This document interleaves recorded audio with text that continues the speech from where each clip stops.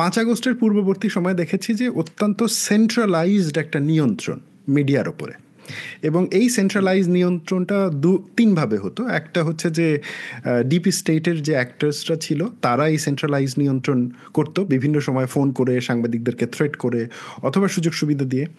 আর একটা ছিল হচ্ছে পলিটিক্যাল থ্রেট অর পেট্রোনাইজেশন বোথ, অর্থাৎ রাজনৈতিক ক্ষমতায় যারা রয়েছেন অর্থাৎ আওয়ামী লীগ সরকার হয় রাজনৈতিক সুবিধা দিত, না হলে থ্রেট দিত। সো এটা একটা পলিটিক্যাল পেট্রোনাইজেশন।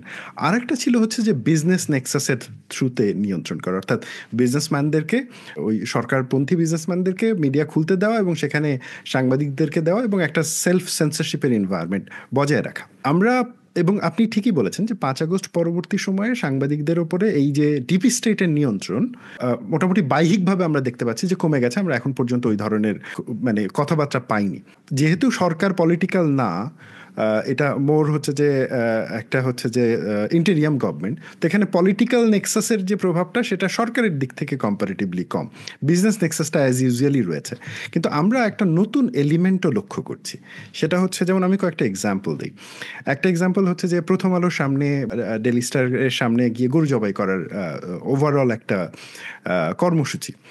ডেফিনেটলি মানে আমি কর্মসূচিতে কোনো ক্ষতির কিছু দেখি না, এটা মানে একটা পত্রিকাকে বয়কট করে, হ্যাঁ, সেটাকে উদ্দেশ্য করে গরু জবাই করে খাসি জবাই করে একসাথে খেয়ে দিয়ে এটা করতে পারে, কিন্তু কোনো একটা পত্রিকার অফিসের সামনে গিয়ে সেইটাকে এক ধরনের থ্রেটের মধ্যে রাখা, এটা কিন্তু একটা ভয়ের এনভায়রনমেন্ট তৈরি করে।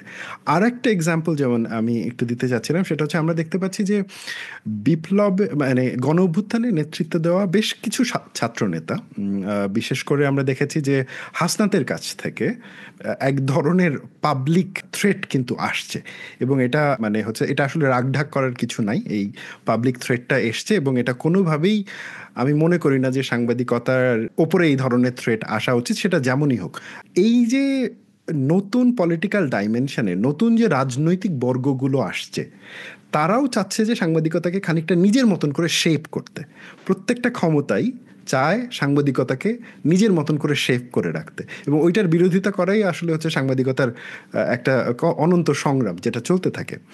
তো এই যে নতুন বর্গের প্রেশারগুলো, এই বর্গের প্রেশারগুলোকে আপনি কিভাবে দেখছেন, যে সেটা কি মানে 5 আগস্ট পরবর্তী সাংবাদিকতার উত্তরণে কোনোভাবেই সহায়ক হবে, নাকি এটা নতুন প্রতিবন্ধকতা তৈরি করবে? আপনি অনেকগুলো প্রসঙ্গ তুলেছেন এবং যৌক্তিকভাবেই তুলেছেন।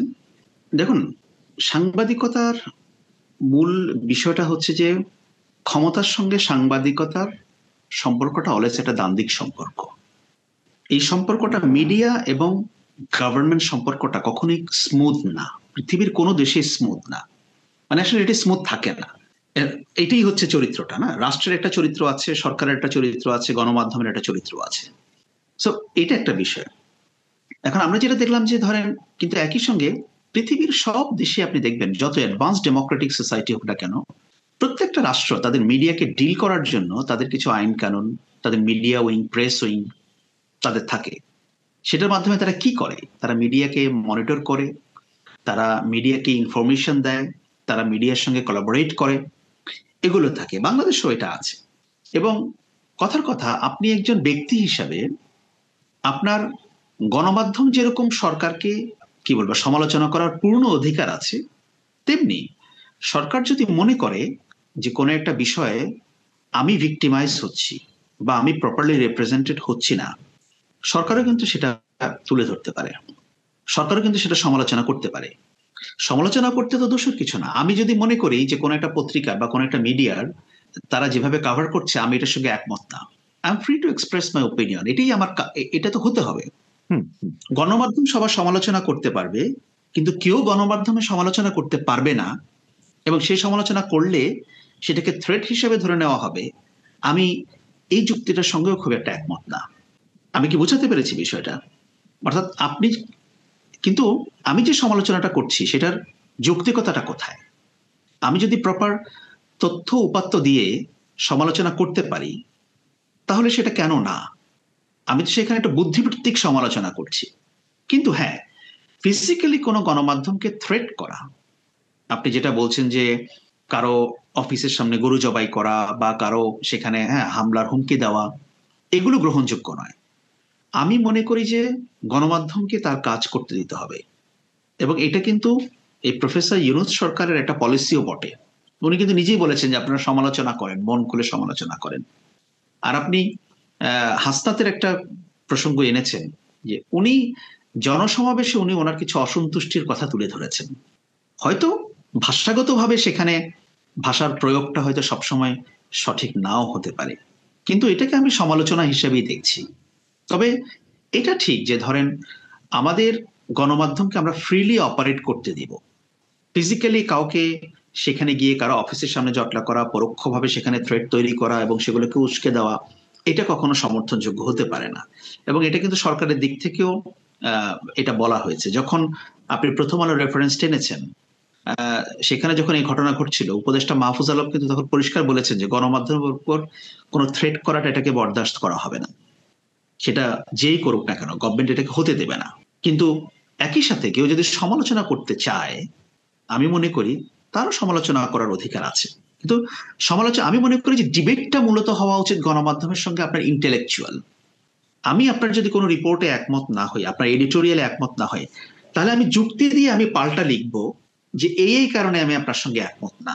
আমি আপনাকে থ্রেট করব না, আমি আপনাকে বলবো না যে আমি আপনাকে ভেঙে ফেলবো, আমি আপনাকে মেরে ফেলবো, আমি পাল্টা যুক্তি দিব। গণমাধ্যমের সঙ্গে তো বিষয়টাকে ইন্টারাকশনটা ওইভাবেই হবে বা ওইভাবেই হওয়া উচিত, এটা আমি মনে করি।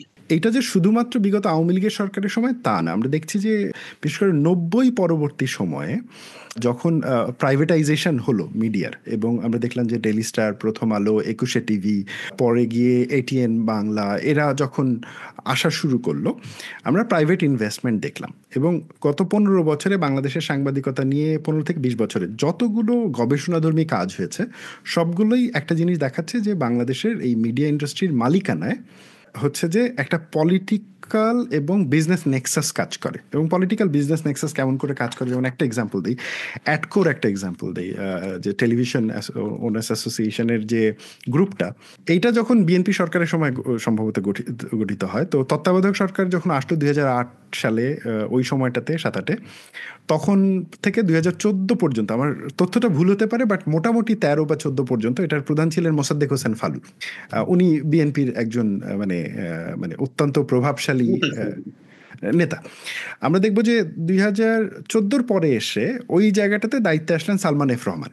ফালু ব্যাকএন্ডে চলে গেল।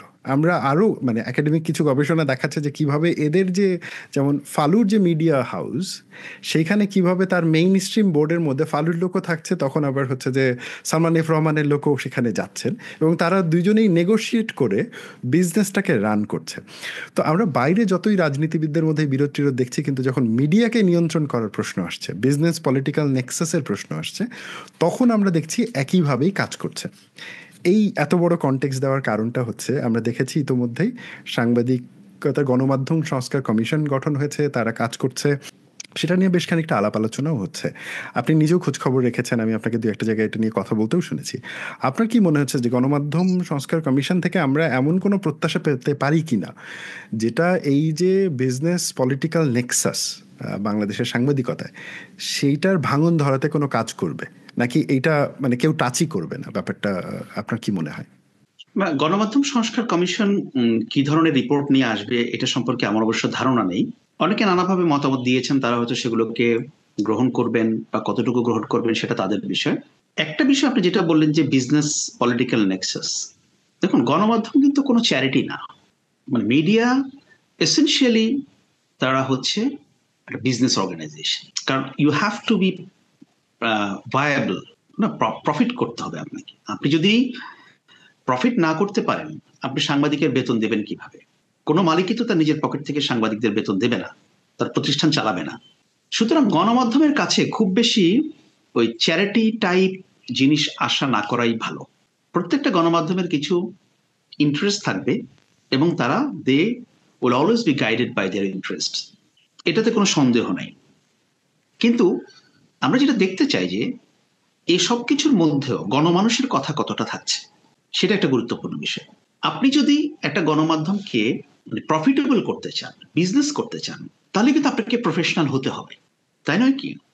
আপনি তো প্রফেশনাল না হয়ে একপাক্ষিক হয়ে কোন একটা দলের সার্ভ করে আপনি আপনার গণমাধ্যমকে কিন্তু প্রফিটেবল করতে পারবেন না। আপনি বিজ্ঞাপন পাবেন না, কারণ মানুষ আপনাকে ক্রেডিবল ভাববে না। সো আপনি যতই নিরপেক্ষ বা ফেয়ার জার্নালিজম করবেন, আমি নিরপেক্ষ শব্দটা খুব একটা ব্যবহার করতে চাই না, নিরপেক্ষ এথিক্যাল শব্দটা জার্নালিজম। অলওয়েজ একটা বিতর্কিত। আমি বলি যে ফেয়ার জার্নালিজম, আপনি ফেয়ার কিনা সবার প্রতি। এখন আপনি যদি সেটা করতে পারেন তাহলে লোকে আপনাকে ট্রাস্ট করবে, আপনার দর্শক থাকবে, আপনার পাঠক থাকবে, এবং আপনার দর্শক পাঠক থাকলে আপনি বিজ্ঞাপন পাবেন। গণমাধ্যম তো টিকেই থাকে বিজ্ঞাপনের উপর। এখন যে প্রতিষ্ঠান দেখবে যে এই গণমাধ্যম ক্রেডিবল না, তার দর্শক নেই, পাঠক নেই, দর্শক পাঠক সরে যাচ্ছে, আমি সেখানে বিজ্ঞাপন দেবো কেন? সুতরাং গণমাধ্যম যদি টিকে থাকতে হয়, সে যদি বিজনেস মডেলেও সে নিজেকে দাঁড় করাতে চায়, তাহলে তাকে ফেয়ার জার্নালিজম করতে হবে, আমি এটা মনে করি।